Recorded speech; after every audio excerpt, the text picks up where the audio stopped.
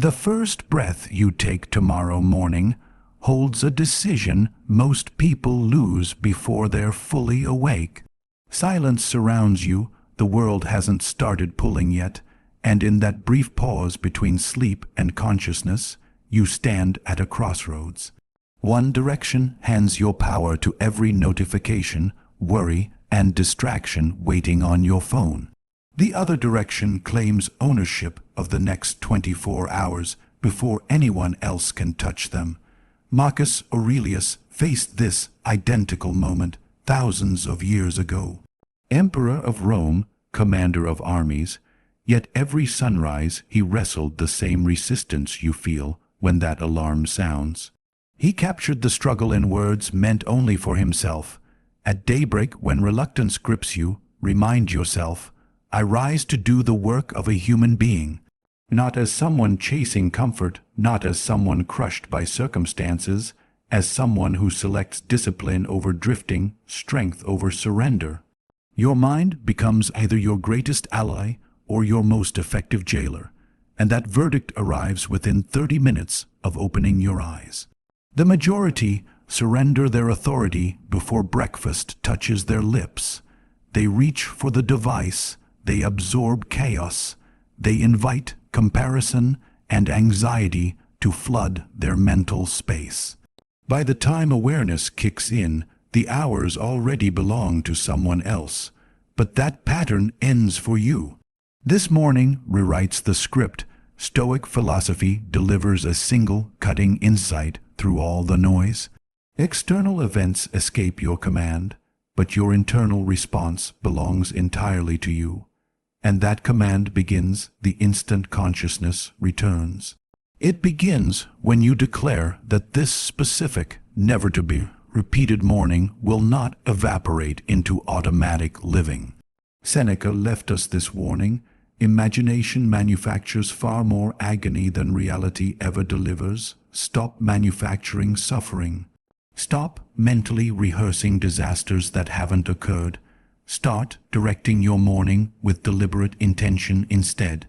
Every sunrise hands you a clean slate nobody can smudge. You don't require perfection. You don't need your entire existence mapped out. You simply need to conquer the next 60 minutes. Because winning that first hour builds forward motion, and forward motion determines everything. It separates those who merely discuss transformation from those who embody it. Right now, we're exploring 10 Stoic practices engineered to revolutionize how you begin each day. Not abstract concepts, not philosophy performed for applause. Tangible instruments you can deploy every morning to train your mind, recover your vitality, and stride through your hours like someone fully in command. These aren't temporary motivational patches. These are combat-tested principles that carried ancient warriors, rulers, and thinkers through devastation and into legendary achievement. And I need action from you immediately. Strike that like button now, not eventually. Drop a comment declaring your morning transformation commitment. Forward this to one person desperate for this message. Subscribe to Winds of Thought because we're assembling a force of individuals who reject autopilot existence. And do not permit yourself to skip any segment of this video. Every element connects. Every practice stacks upon the previous one. The version of you 5 years from now is observing. Earn their respect. If you're prepared to seize your mornings, type these words in the comments immediately. I wake with fire. Number 1, this day arrives unclaimed. Nobody else can spend it. Nobody else can live it. The hours appear whether you deploy them or discard them. The Stoics named this awareness memento mori, holding death close not to depress, but to electrify. Seneca articulated it perfectly. Our existence isn't brief by nature. We manufacture brevity through waste. Let that land. We behave as though infinite tomorrows stretch before us, yet they don't, and mornings squandered never return for a second attempt. Your opening thought upon waking carries tremendous weight. Most minds immediately replay yesterday's incompletions or project today's potential disasters. That approach guarantees defeat. Instead, launch with a straightforward proclamation: "These hours belong to me. I direct them. I refuse to float through them. This isn't egotism. This is stewardship. This is rejecting passenger status in your own existence." The moment you accept full responsibility for your day, you reclaim authority the world keeps trying to steal. Stoic teachers viewed each single day as a complete life in miniature. How you navigate today reveals how you navigate your years. Squander today, and you're practicing a squandered life. Honor today, and you're rehearsing significance. So when that alarm penetrates sleep, don't negotiate with the snooze button. Don't check notifications. Don't scroll. Sit upright, inhale deliberately, and recognize this day will never repeat. This isn't dress rehearsal. This is the performance. Epictetus declared freedom the sole pursuit worth dedicating life toward, achieved by dismissing what sits beyond our influence. Yesterday, tomorrow, others' judgments, all beyond reach. What remains within reach? This present moment. This selection, you can't dictate whether storms arrive, but you can decide whether you curse them or open an umbrella. You can't prevent someone's harsh words, but you can refuse to let them shatter your stillness. Making today significant doesn't demand conquering nations. It demands showing up with purpose. It demands moving through hours awake rather than automated. It demands asking yourself honestly, am I utilizing my time, or is my time utilizing me? When you begin treating each day as the irreplaceable gift it represents, everything transforms. Procrastination crumbles. Waiting for ideal circumstances evaporates. Mental residency ends, and actual living commences.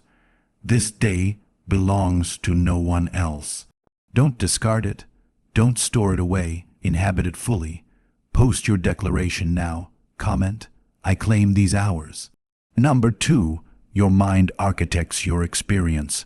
Marcus Aurelius recorded this truth. Your life's happiness hinges entirely on your thought patterns. Not external conditions, not financial numbers, not weather systems or traffic jams or casual remarks. Your thoughts alone, and the war for your day concludes victoriously or disastrously inside your skull before your feet touch the floor. Wake expecting defeat, and defeat arrives. Wake expecting overwhelm, and overwhelm confirms itself. But wake deciding that you select your responses regardless of circumstances, and the entire equation shifts. Your mind represents the most potent instrument you possess, yet most leave it completely untrained. They permit thoughts to stampede like wild animals, dragging them toward cliffs. The Stoics recognized that discipline starts with observation. You must intercept thoughts before they intercept you. When a destructive thought surfaces, "This exceeds my capacity," or "I lack what's required," or "None of this matters," refuse it lodging. Interrogate it, challenge its validity, ask directly, does this thought construct or demolish? Is this truth speaking or fear whispering? Seneca warned that our imaginations torture us far more than external reality ever manages. Calculate the hours vanished into worrying about events that never materialized. Tally the mornings poisoned by mental prisons constructed entirely from fiction. The Stoics practiced premeditatio malorum, envisioning worst scenarios not to paralyze but to prepare. They didn't camp there. They fortified themselves, then advanced with clarity. Each morning you select the lens through which you view everything. You can fixate on dysfunction or you can scan for possibility. You can replay yesterday's failures or extract their lessons and release them. This isn't manufactured positivity. This is deliberate mental governance. This is refusing to let your own mind sabotage your day before it ignites. When consciousness returns, dedicate 60 seconds, merely 60, to establishing mental trajectory. Tell yourself plainly, fear will not steer me today. Reactivity will not control me. I will operate with thoughtfulness. I will stand firm. Thought quality determines action quality. Action quality determines life quality. The chain remains unbreakable. Think small, act small. Think defeated, act defeated. But think with intention, with bravery, with self-command, and your actions mirror that standard. Your thoughts aren't random debris. They're seeds planted each morning into fertile ground. Plant with wisdom. Demonstrate your commitment now. Write in the comments, I direct my thinking. Number 3, yesterday's weight doesn't belong to today. Among Stoicism's most liberating teachings sits this reality. The past stands utterly unchangeable. Not one syllable, not one error, not one missed doorway, yet countless individuals haul yesterday into each new sunrise like chains they've forgotten can unlock.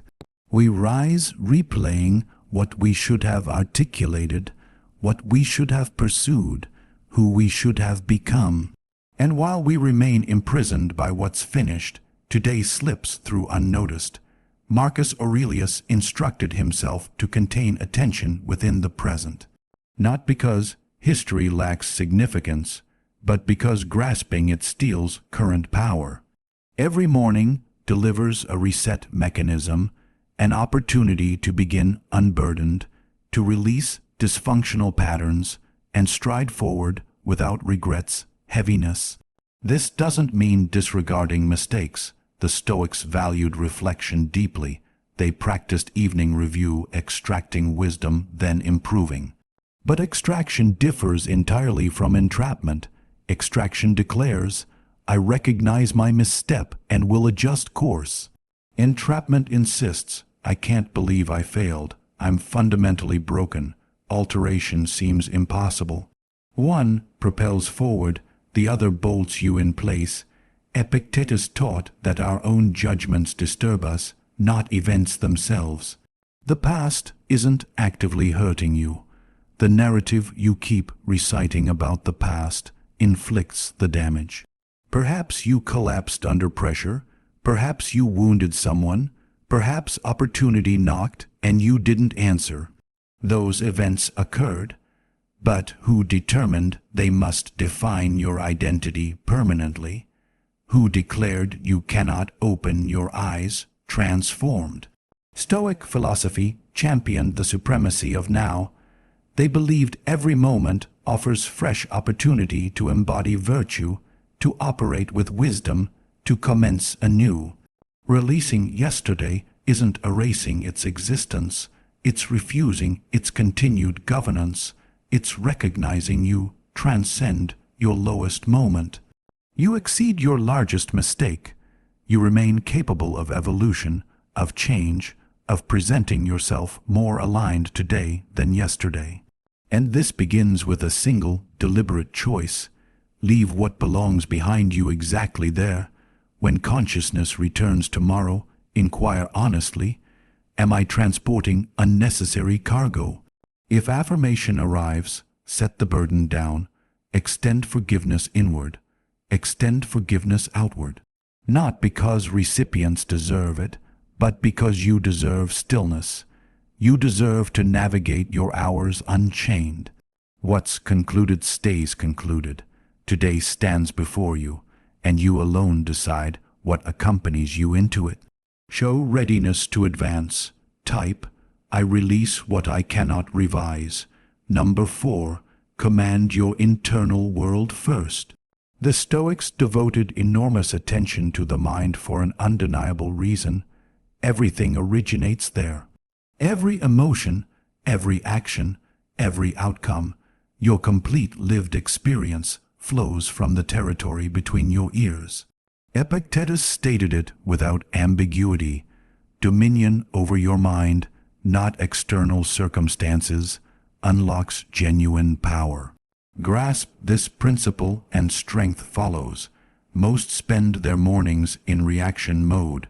Consciousness returns, hand reaches for device, mental sovereignty gets donated instantly. One notification, one message, one alarming headline, and suddenly external forces steer while you merely react. Their attention fragments in 10 directions before they've fully stood upright. Commanding your mind doesn't require forcing artificial positivity. It requires intentional placement of your awareness. It requires refusing every passing mental suggestion dictatorship over your emotional state. The Stoics developed the discipline of assent, deliberately choosing which thoughts receive acceptance and which get dismissed. Not every thought crossing your mental threshold deserves your investment. Some amount to mere static. Some represent outdated programming attempting reactivation, and you possess the authority to declare, "I'm not traveling that path today." Upon waking, your mind exists in its most susceptible state, still emerging from sleep, still processing subconscious material, still unfocused. And precisely then, fear, uncertainty, and anxiety attempt infiltration.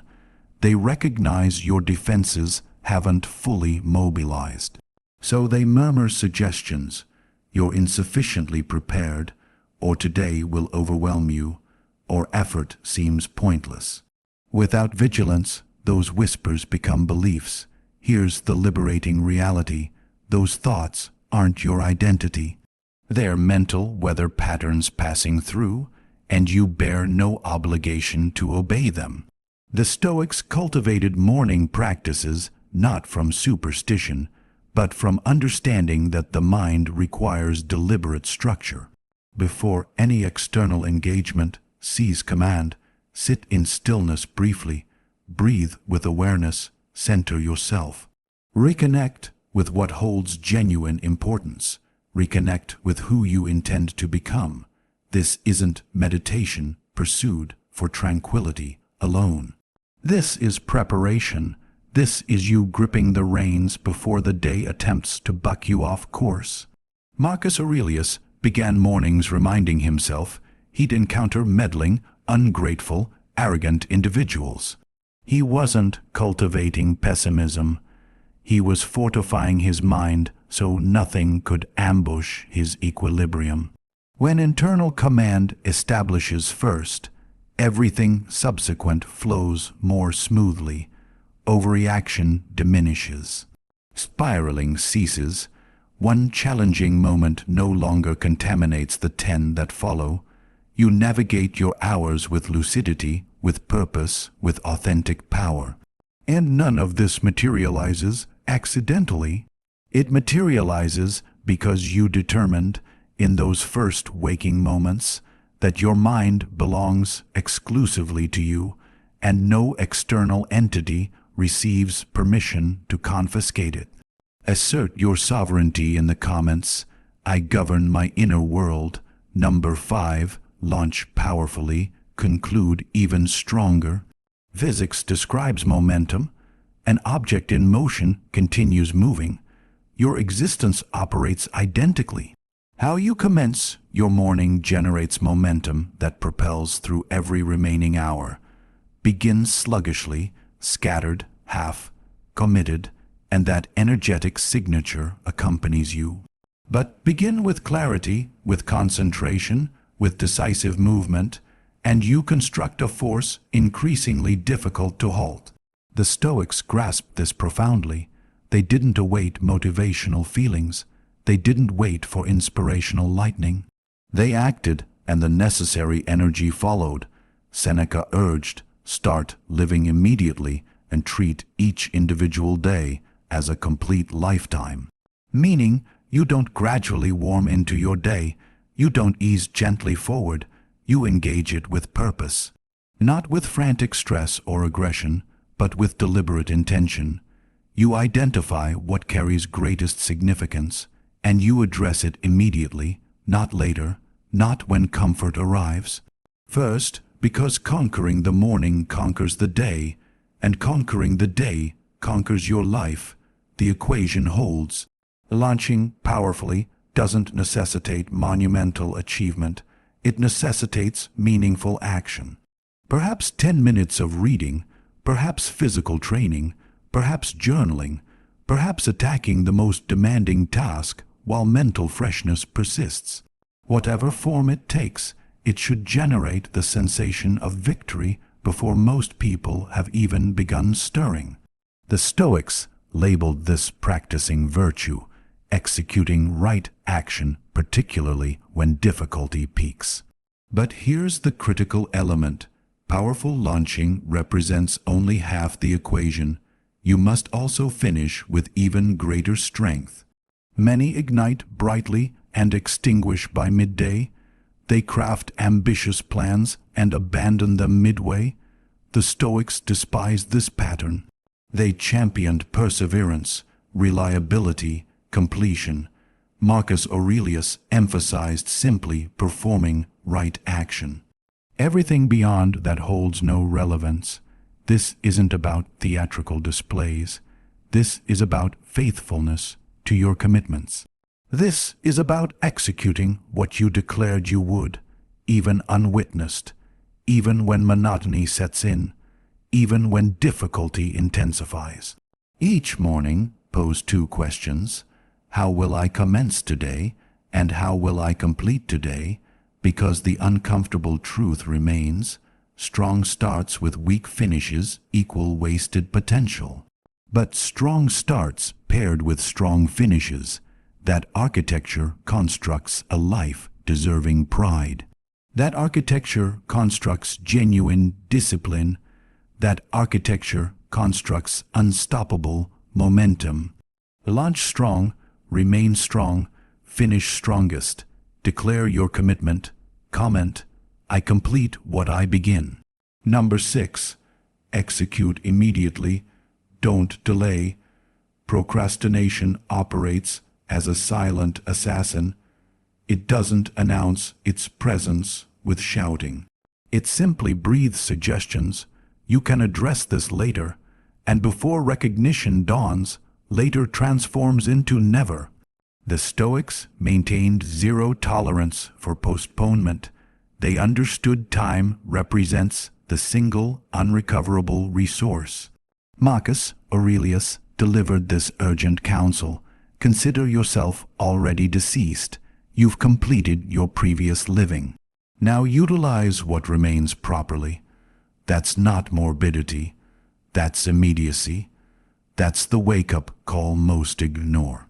Because every moment spent in waiting mode evaporates permanently. Most await perfect alignment of conditions. They await feeling adequately prepared. They await additional time, additional resources, additional confidence. But here's the indisputable truth. Perfection never materializes, and while waiting continues, existence streams past unnoticed. Seneca observed that life passes while we're busy waiting for life to start. You don't require readiness. You don't require complete certainty. You require only beginning, right now, this morning, utilizing whatever currently exists. The Stoics didn't worship grand dramatic gestures.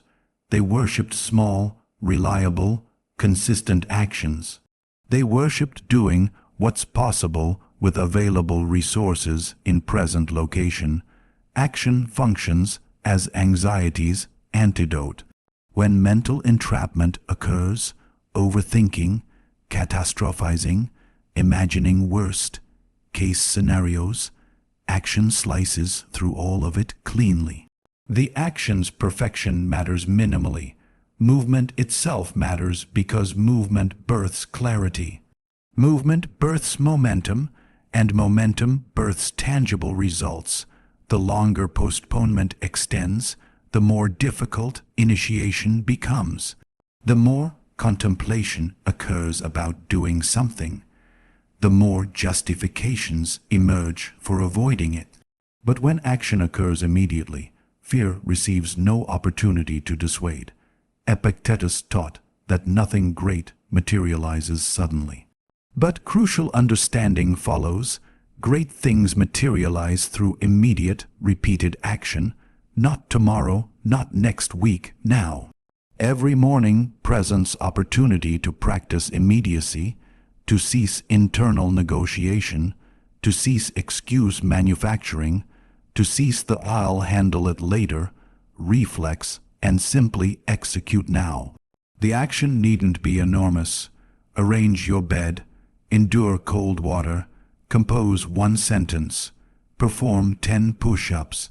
Simply act, because action constructs self-trust, and when self-trust solidifies regarding follow-through, unstoppable becomes your default state. Waiting feels protective, but it functions as entrapment. It's the illusion of control masquerading as caution. You believe you're being prudent, strategic, careful, but underneath resides fear, and that's entirely human. Yet you aren't required to obey it. Stoic teaching declared courage not as fearlessness, but as action occurring alongside fear.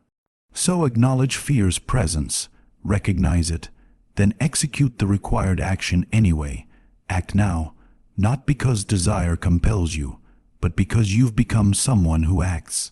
Because you've become someone who doesn't request permission from existence. You claim it, demonstrate you've finished with waiting. Type below, I move without hesitation.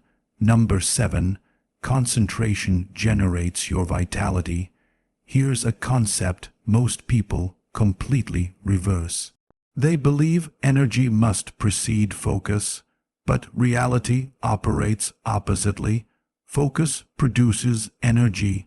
When mental scattering occurs, when you attempt juggling 10 tasks simultaneously, when you leap between activities ceaselessly, exhaustion dominates, overwhelm crushes, depletion sets in. But when you channel full attention into a single pursuit, when you pour undivided presence into one objective, something fundamental shifts. Aliveness emerges, capability surges, power activates. The Stoics termed this single-mindedness.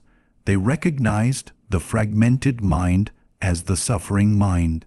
Marcus Aurelius wrote of concentrating each minute with precise, genuine seriousness on the task immediately before you. Not what lingers behind, not what might materialize later. What occupies this present space, this current moment, this specific task, this single breath.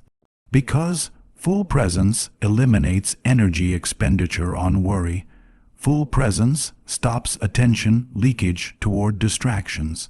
You're channeling complete capacity into what carries importance, and within that channeling resides authentic power.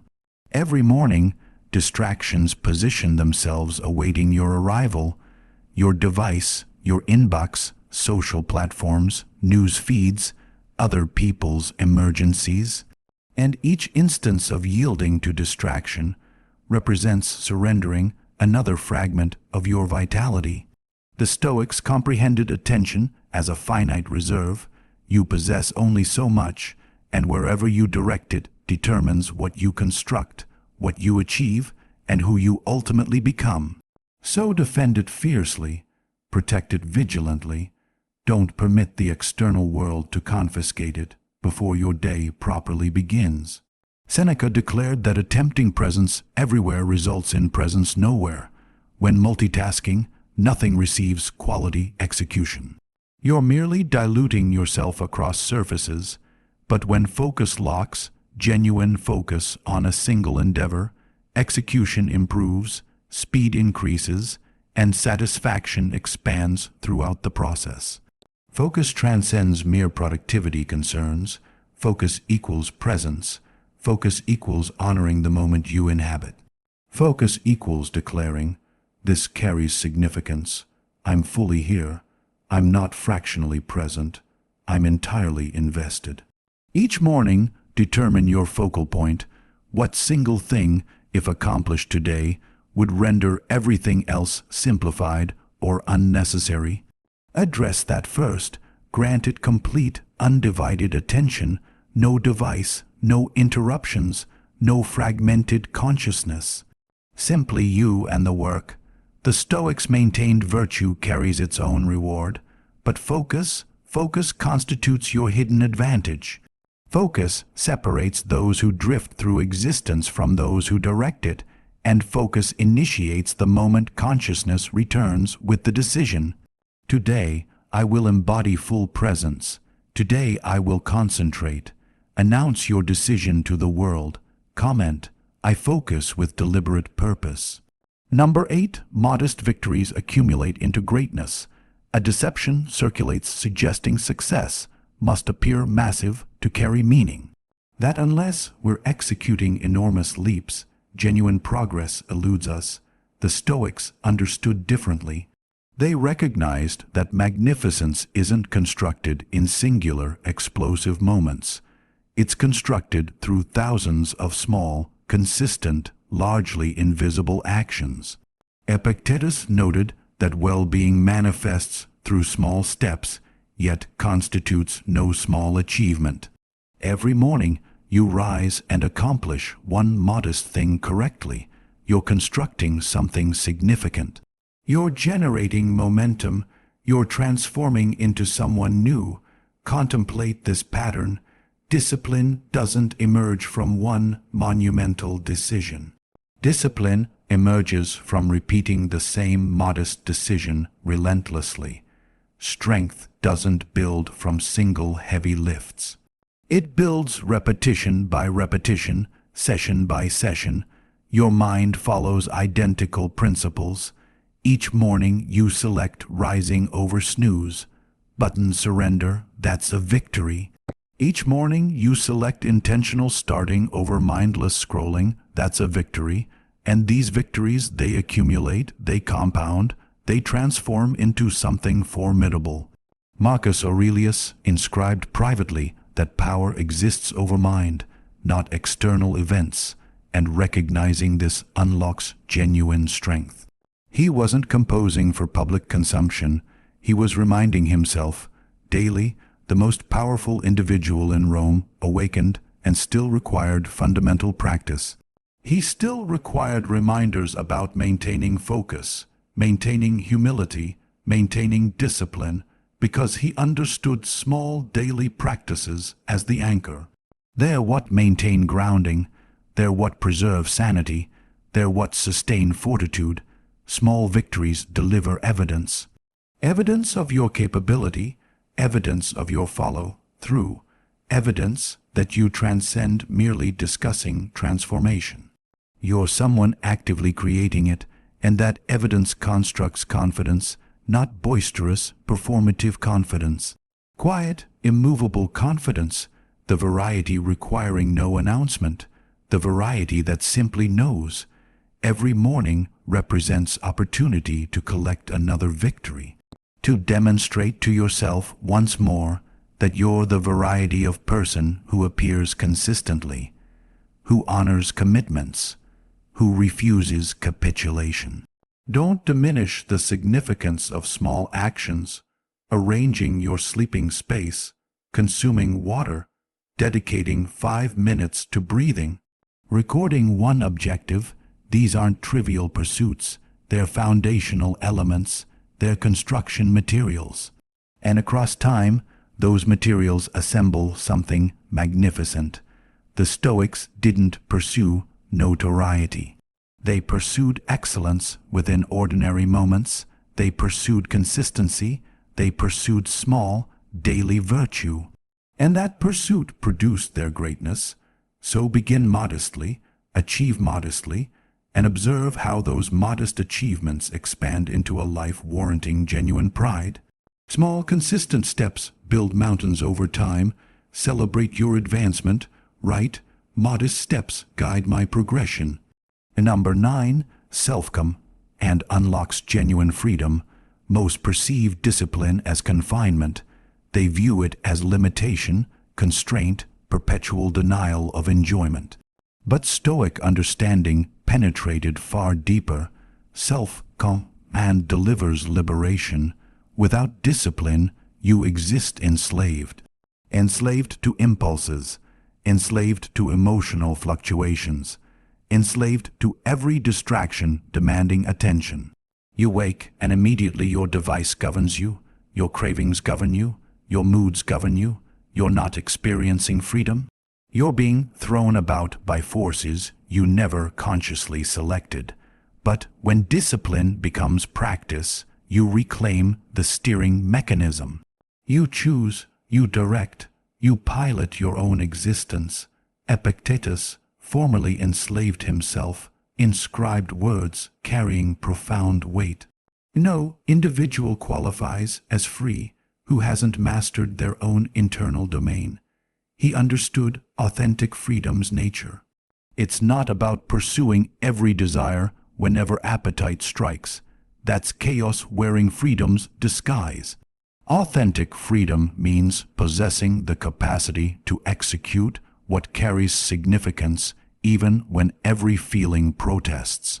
It means capability to refuse short-term gratification because commitment to long-term fulfillment holds greater value. It means rising each morning and operating according to principles, not passing whims. Morning self-calm, and generates freedom spanning your remaining hours. When you launch strong, when you address difficulty first, when you construct momentum early, stress retreats, scrambling vanishes, perpetual catch-up dissolves. You've already secured victory, you've already accomplished what most avoid, and now you navigate your day with ease, with assurance, with genuine tranquility. That's authentic freedom, not freedom from all obligation. Freedom to pursue significance without fear, distraction, or doubt directing your course.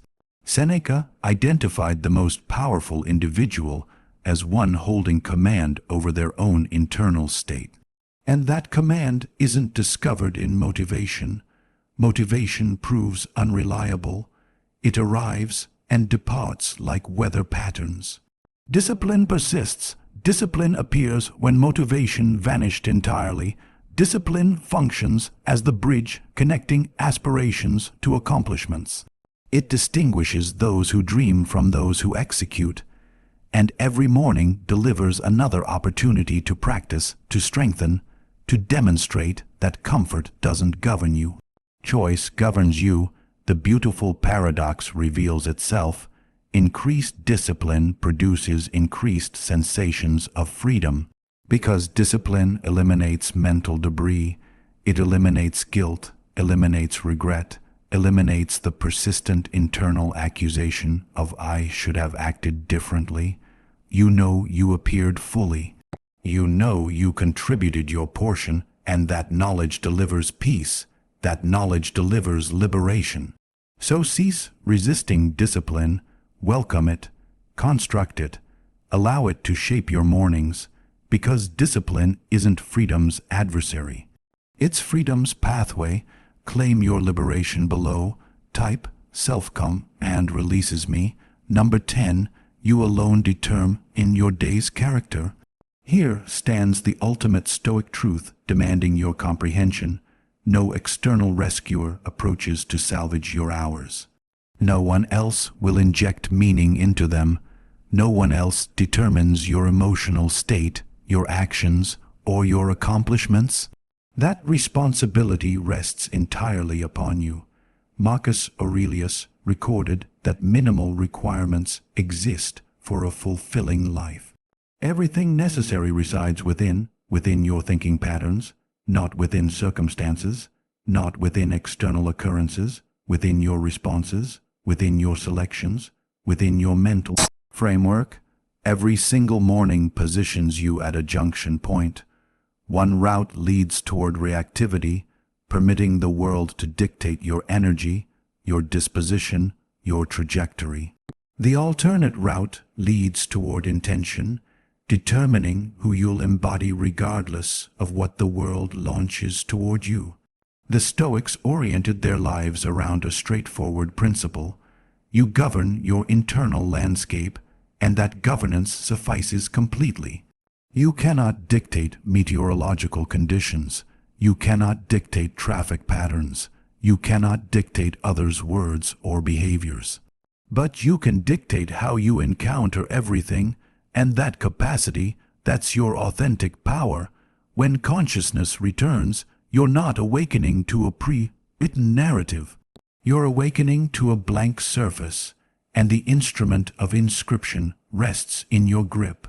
Certainly, obstacles will materialize. Certainly, unplanned developments will emerge, but none of that holds authority over your day's definition. You hold that authority. You determine whether presence or distraction characterizes your hours. You determine whether gratitude or resentment colors your perception. You determine whether forward movement or stagnation defines your trajectory. Epictetus articulated it perfectly. Events themselves hold no power. Your reaction to events holds all power, and that reaction remains your selection perpetually. This philosophy isn't about pretending perfection exists. It's about embracing ownership. It's about refusing victim status within your own existence. The Stoics encountered warfare, devastating loss, betrayal, chronic illness, every severe challenge life can deliver.